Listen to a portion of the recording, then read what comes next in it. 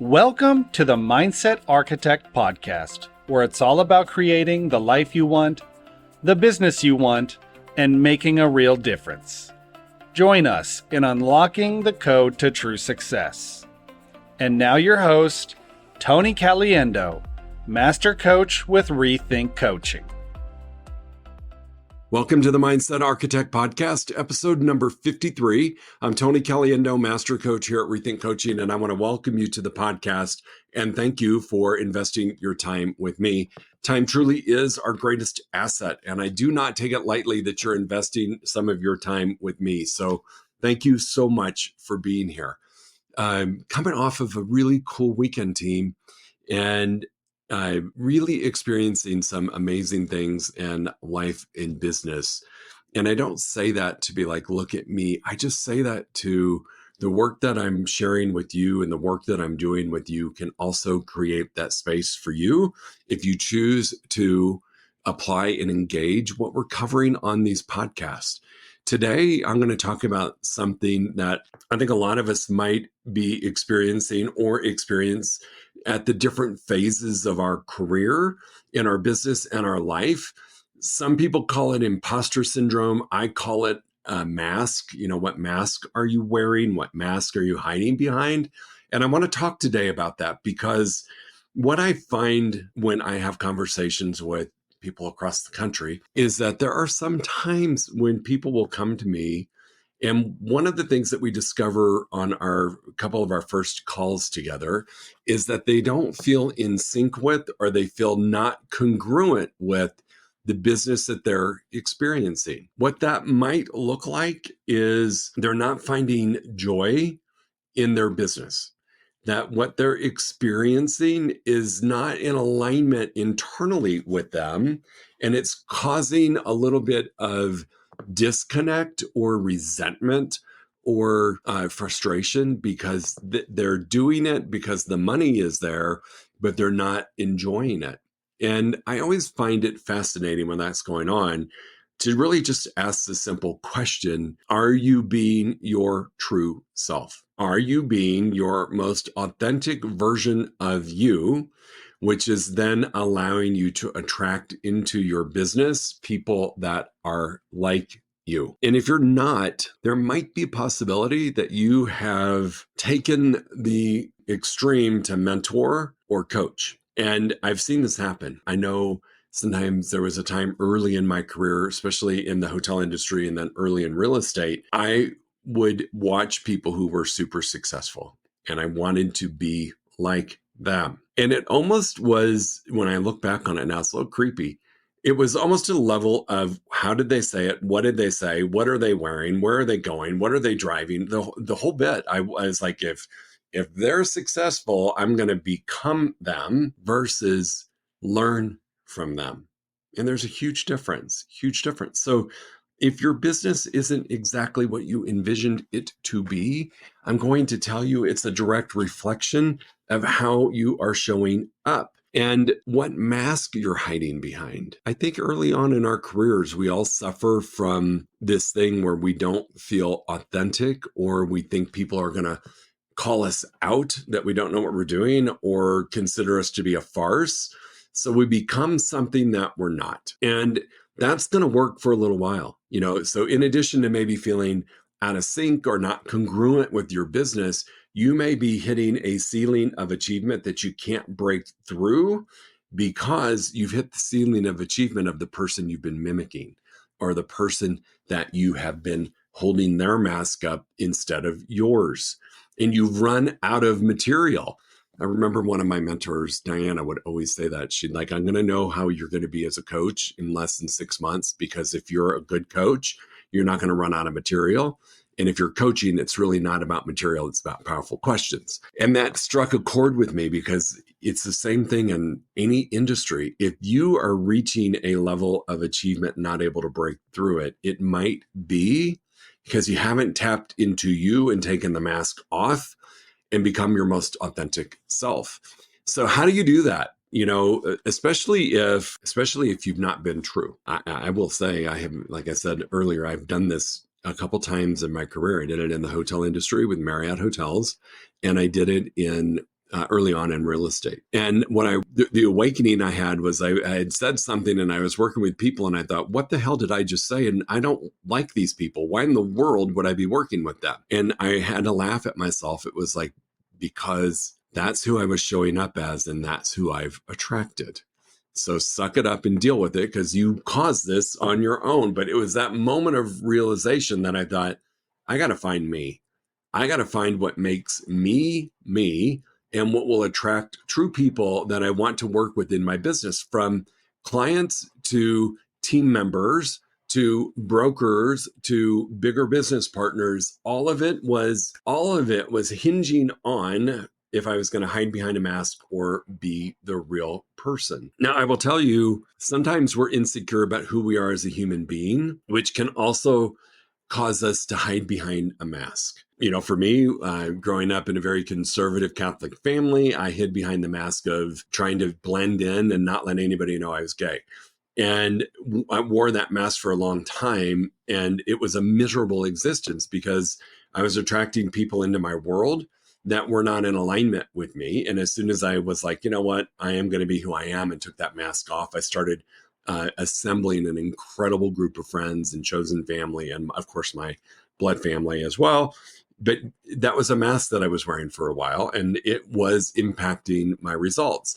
Then I got a little weirded out or worried that, oh my gosh, all these people that are in my world, now that I'm going to come out and be my true self, are some of those going to leave me? And here's what I had to be really comfortable with. Yes, the answer was yes. The results were yes. But the cool thing was other people came in and took their places. And I was able to have more authentic relationships, more authentic business interactions. So I use that as a personal example. It also happened in my early real estate career. I emulated two people that were incredibly successful, Joseph and Teresa.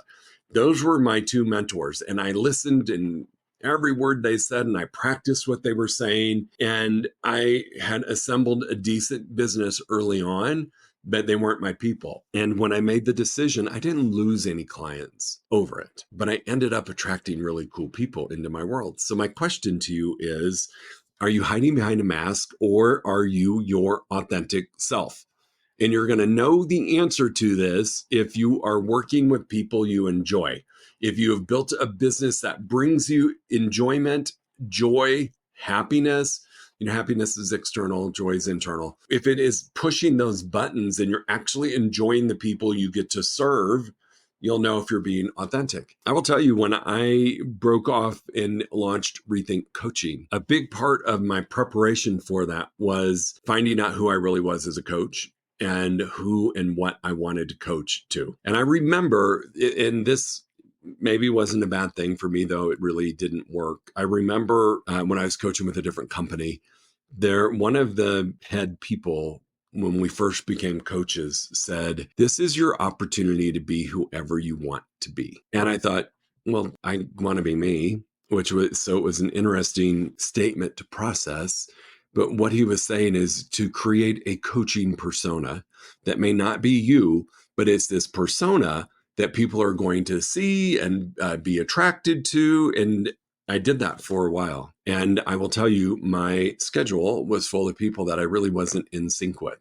Now, and that didn't last very long because I figured it out. And now I will tell you, the clients that I have at Rethink are very much in alignment with who I want to be affiliated with, who I want to work with. So ask yourself that question. Are you frustrated? Are you feeling burnt out? Are you feeling detached? Are you feeling that if you walked away from your business, you wouldn't give two cruds about it and you'd be okay because there's not an attachment to it other than it's filling your bank account? And it may not be filling your bank account at the level you would like it to because you're so freaking out of sync. So take a moment and really assess, are you being your true self? And if you aren't, why are you not? And a lot of times it's fear. It's fear that if I'm my authentic self, I'm going to turn people off.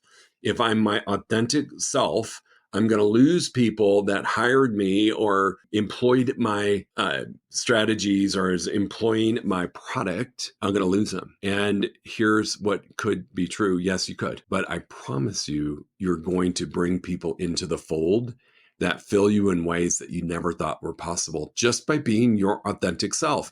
Now, if your authentic self is being a jerk, you might want to be careful about that, but I don't think that's the case for any of you.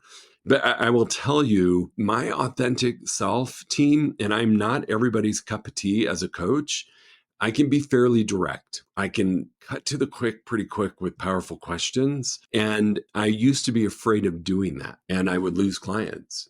But once I stepped into my true authentic power as a coach, I have attracted people that are good with that. So you might have to really be okay with discovering, who am I really? What type of X do I want to show up as? What type of realtor? What type of entrepreneur? What type of leader? What type of C-suite? What type of president of a company? How, and what do I want to be and show up? What is behind the mask? And get really clear on it, and really cool things will happen. So that's number one, is just really pay attention to if you're out of sync, not congruent, frustrated, business isn't what you want it to be, very detached from it, like could care. Those are some indications that you're not being your authentic self, and you're not working with people that are in alignment with you. And that may seem like a really selfish thing to say, that I only want to work with people that I'm in alignment with. But I promise you, when you give yourself permission for that, your business is really something that you enjoy. I've watched a lot of people build businesses based upon a false persona, and they're not happy. They're financially maybe being rewarded, and they think that they're only being rewarded financially because of this persona. The reality is, if they were themselves, they'd probably be even more successful. And I can promise you, you'd enjoy things more often. So if you're avoiding some things, it might be because you don't know how to do it, because you've been this other person. You don't know how to do it because your mentor's long gone and you've got that mask on and you don't quite know what to do. And you've given up your power of thinking. You've given up your power of critical thinking about, how would I handle this? You might be thinking, how would they do it? What do I think they would do? And if we don't have the answer, we might avoid taking action. Another symptom of imposter or wearing a mask might be through leverage.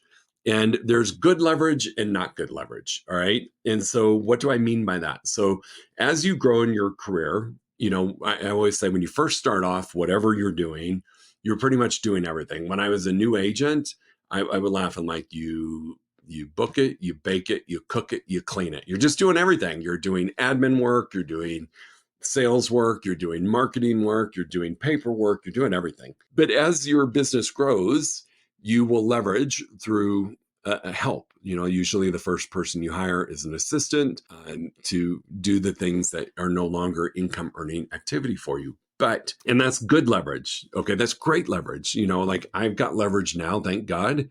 There's things that I never have to do again that I don't want to do, but I know how to do it, but I've leveraged it appropriately. Inappropriate leverage is leveraging off things that you're avoiding, leveraging off things that you just don't want to do or don't know how to do because you really haven't been honest with maybe who you are.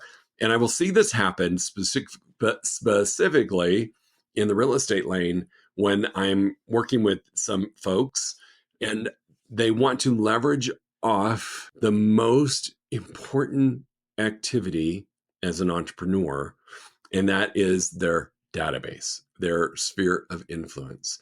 When I hear someone say they're going to leverage off having somebody, a dialer, an outside salesperson, somebody from their team, call their database for them because they're going to leverage their time, it tells me that they're not in sync with who they really are versus who they portrayed to be. And they're uncomfortable beyond belief calling the people that they know. Because who do I have to show up as? What do I have to say? What if they ask me a question? What about? And so we want to leverage that off. So there's good leverage and not good leverage. If you are leveraging off key activities, there's some lead generation that we can leverage off. There really is. But the core and the root and the crux of any business is database, people we know, people we've done business with, people are referred to us. That's the heartbeat of your business.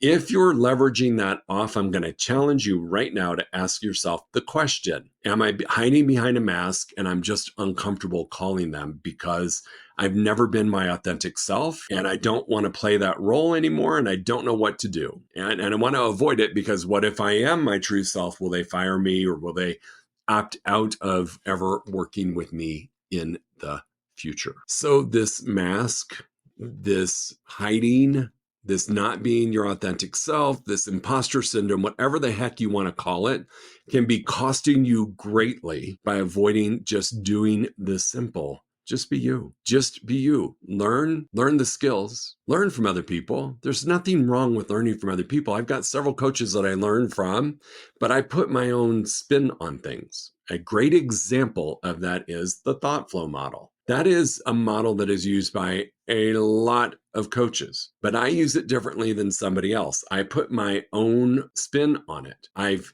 learned it from other people. I implemented it in my business early on and watched the tremendous impact of it, but I didn't say exactly the words they said when they did it. I didn't call it the same thing. I've added to one of the lines about feeling. It's not just about a feeling, it's emotion, it's energy. So I made it my own. So there is a difference. So pay attention, learn the skills. You can watch and take things from other people, but put your own spin on it. When you do, I am super comfortable calling and talking to my clients because I'm very in alignment with them. I'm really comfortable with doing marketing. I'm really comfortable with doing lead generation. Yes, I still do lead generation. I'm comfortable with that because I'm me. I don't have to play this game in my head about what do I say? What would they say? You know, if they ask me that, what do I think my coach A would say or coach B would say or my mentor from 20 years ago? What do I think that they would do? I don't have any of that noise in my head. I just get to answer as me, Tony, period. The mask is off. So if you're struggling, if you are avoiding, and you're leveraging key things that only you should be doing, I'm going to invite you to think about maybe it's because you've lost sight of who you are and you're not comfortable being that person. So that would be number one thing I would do is have a really good heart to heart with myself. And then number two, ask, am I really showing up in an authentic, congruent way? And if you're not, change it. I mean, how easy is it to just be you? It's probably one of the easiest assignments I'll ever ask you to do. Just be you. Use your words. It's why when I coach real estate agents, and especially if I'm coaching in a group setting, my one-on-ones don't ask me this very often. But if I'm coaching in a group or speaking to a new group, a lot of times they'll ask me, give me a script. No, because then you become me. I'll teach you the important parts of a script, and you use your words because I don't want you to wear my mask. I don't want you to show up as Tony Caliendo on a sales call. I want you to show up as Sam Smith, the true Sam Smith, with the tools that I've shared with you and the resources I've shared with you, making it your own.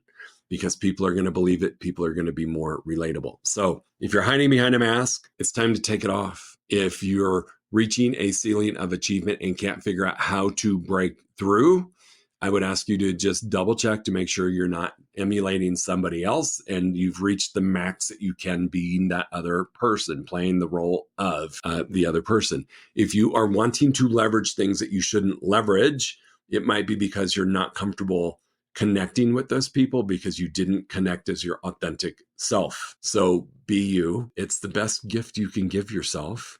It's one of the easier things that you can do.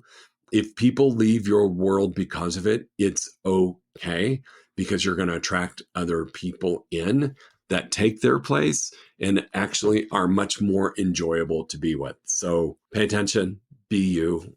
Truly, the most successful entrepreneurs, team leaders, real estate powerhouses that I coach are undeniably themselves. They've got a massive tool chest with skills and they've got mentors. They've got a coach. They've got multiple coaches at times, but they never show up as anybody other than themselves. It makes saying yes easier and it makes saying no easier. It makes saying yes to new business easier because it's in alignment. And it makes saying no to if somebody did wander into your world that is totally out of sync with you, it makes it a lot easier to say, I'm not your person. I'll be happy to refer you to somebody else, but I am not your person. So pay attention what you're leveraging, what you're avoiding. And if you've reached a ceiling, it could be an indicator that you are not being you. How simple is this, right? How much fun is this going to be when you get to be more of you? As always, if you have any questions, reach out to me, Tony@rethinkcoaching.com. It's my email. Social media, you can find me on Facebook using my name, Instagram using my name. You can Google me and get my cell phone information. I answer my own phone. So if you text me, you're going to get a text response from me, not an automation, not one of my admin, not somebody else. You'll get an answer from me. I'm happy to help you any way that I can. I'm always happy to hop on a complimentary strategy call with you to just work through some things. As simple as this sounds of just be you, it can be intimidating. So if you need some help, don't be shy. Reach out. I'm happy to help you out. All right, team, go make it a most authentic, true version of you this week and watch things change. We'll talk to you soon. If you enjoyed listening to this podcast, you must come check out the Mindset Architect Group Coaching Program. It's our monthly program where we explore the power of your mindset, help you identify what you truly want in business and life, and then help you reach those goals. Come check us out at rethinkcoaching.com/group-program.